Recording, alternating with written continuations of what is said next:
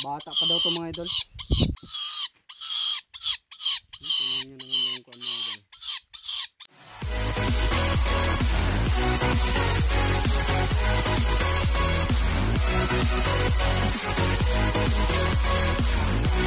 So magandang araw sa inyo mga idol. Bali mga idol, sa episode na to may i-rescue tayong lawin. Kasi mga idol, may nag-chat sa akin. Sa kabilang barangay daw may nag-aalaga doon ng lawin. Hindi ko alam kung matanda na ba yung inalaga na lawin o yung inakay pa.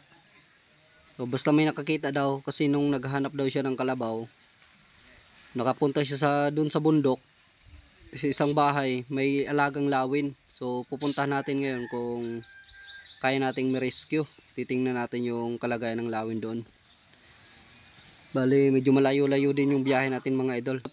Try natin na makumbinsi na makuha natin yung lawin na yon para maalagaan natin dito ng mabuti para i-release natin. Kung hindi naman, kung medyo mailap naman yung ibon na yun mga idol, kung ang yung lawin na yon, pwede pagdating natin dito, pag nakuha natin, pwede na agad natin pakawalan. Pero kung medyo inakay pa siya siguro, alagaan natin muna dito. Kung makuha natin, alagaan na muna natin dito bago natin pakawalan pag medyo kaya niya nang maghunting ng sarili niya. Kasi di naman natin alam kung, kay sabi nga nila 2 piraso daw yon. So di ko lang alam kung 2 pa rin. Kasi nag-chat sa akin nung nakaraang linggo pa. Ngayon lang ako nakalibre, kaya pupuntahan natin ngayon. So try natin kung kaya nating may rescue. So mga idol, mas maganda na rin ito mga idol kasi pag may mga ibon, kahit mga endangered species na sa ibang barangay na inaalagaan, mas okay kasi tinatawagan ako o kaya chinachat ako nila na mayroon daw pwede nating i-rescue doon. So mas okay na yun mga idol. Hanggang rescue na lang tayo ng mga ibon ngayon. Dati alam nyo naman, nung nakunya ako ng DNR, kasi nga yung mga hunting ko, dati nag-hunting pa tayo, ngayon wala na tayong hunting activity. Hanggang rescue na lang tayo sa mga ibon. Alam nyo naman siguro yung may, di ba nakita nyo naman yung mga video ko na may na-rescue din tayong mga sawa. Yung pinakawalan natin yung sawa, 2 sawa yon. Tapos yung i-rescue din sana natin sawa, yung malaki, di ko rin kinaya sa presyo mga idol. Kasi napakamahal ng benta sa akin, parang 2,000. Say ko nga, pakakawalan ko lang din yon. Di ko kinaya sa presyo, hanggang 500 lang yung budget ko sa kanila. Yon, wala, di natin na-rescue yon. Tapos yung kuan dito, may nakarating na naman dito sa akin, binigay sa akin ng mga bata. Yung kuan mga idol, yung paniki, si Batman daw yon. So shoutout sa mga nagpangalan ng Batman. Ayan mga idol, inaalagaan ko lang siya, pero andyan lang siya mismo sa may kahoy. Doon ko lang sa may kahoy nilagay. Kasi pinapakain ko lang siya doon.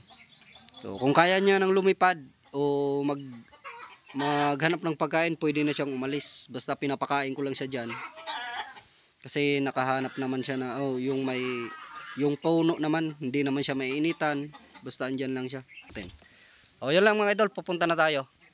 Stay tuned lang. 2,000 years later. Idol, nandito na tayo. So nagtanong lang ako dito kung saan banda yung may alagang nga ng lawin. So doon pa pala sa bundok. Pupunta pa natin sa bundok.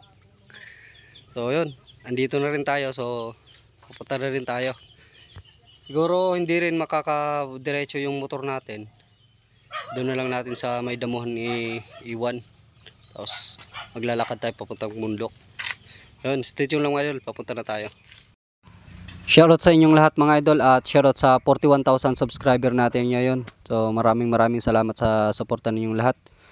At mga idol, kung bago lang sa channel na to, huwag niyong kalimutan mag-like, comment, and subscribe. At pakipindot rin ang notification bell para updated kayo sa susunod pa nating mga video. Siya nga pa pala mga idol, shoutout nga pala kay Kuis TV. So pasupport na sa channel niya mga idol, Kuis TV. At shout sa inyong lahat. So lalagay ko lang yung mga nagpa-shoutout dyan. So thank you.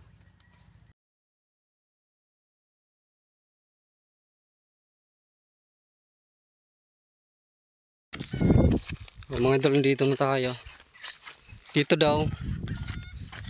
Dito magtatanong-tanong tayo dito kung sino may ilaga. Kasi dito daw banda eh. Sa bahay, mga bahay na to. Dito ka tayo sa bundok na oh. Ayan. Bundok na to dito eh. Layo-layo din. Papunta dito mga idol. Sana makita natin dito yung lawin. Grabe dito sa bukid mga idol. Yung magkakatabing bahay dito mga idol, ganyang kalalayo oh. Yan yung kapitbahay mo, yan. Tsaka yun. Tsaka dito sa kabila.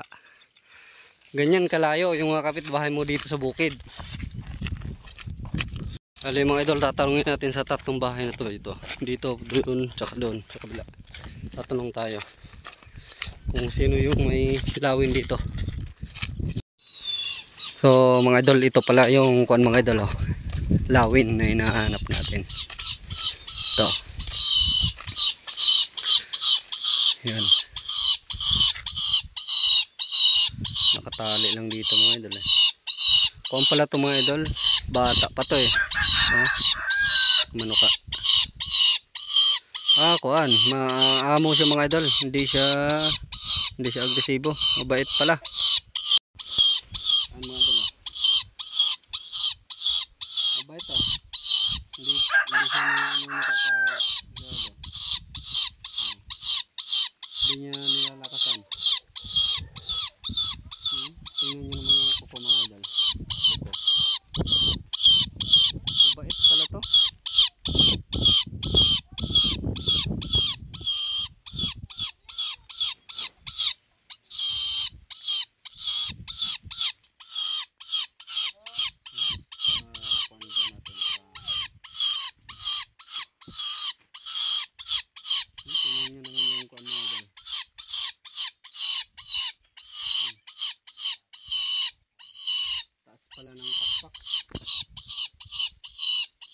Ito yung lawin dito sa amin mga idol. Maraming klase to, iba't iba ding kulay. Ito yung madalas nang huhuli ng mga manok dito, mga sisiw. Magagaling to manghuli ng sisiw. Saka sa manghuli ng bangus, mga bangus, sa fish pan, sa palaisdaan, ito magagaling to. Bata pa daw to mga idol.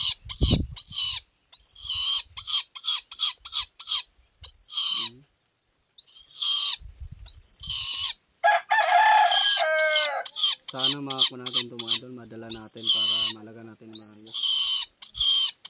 Para mapakawalan din natin pag yan na pagkain niya ng maganting. Kaya nila waki atake. Ayun, napakawalan na natin. Di pa bumalik mga idol, di na sila bumalik. Yun, marunong na kasing maganting yung dalawa kaya di na nakabalik sa bahay. Malayo kasi yung pinagkuanan ko sa kanila, kung saan ko sila pinakawalan, malayo din. Kaya pala mga idol, sa mga hindi pa nakakaalam, bawal ang mag-alaga ng mga ganitong klaseng ibon kasi nga mga indigenous species na to. Kung kukunin mo to sa kuan, sa pugad, bawal na bawal. Kahit anong klaseng ibon. So ito, hindi ko lang natanong sa kanila kung saan nila nahuli to, bakit meron sila nito. Kasi bihira ka lang makakakita ng pugad nito. Kasi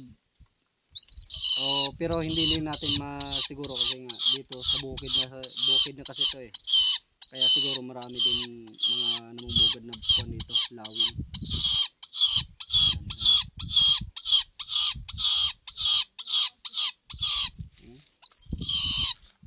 Mabait pa mga idol, mabait.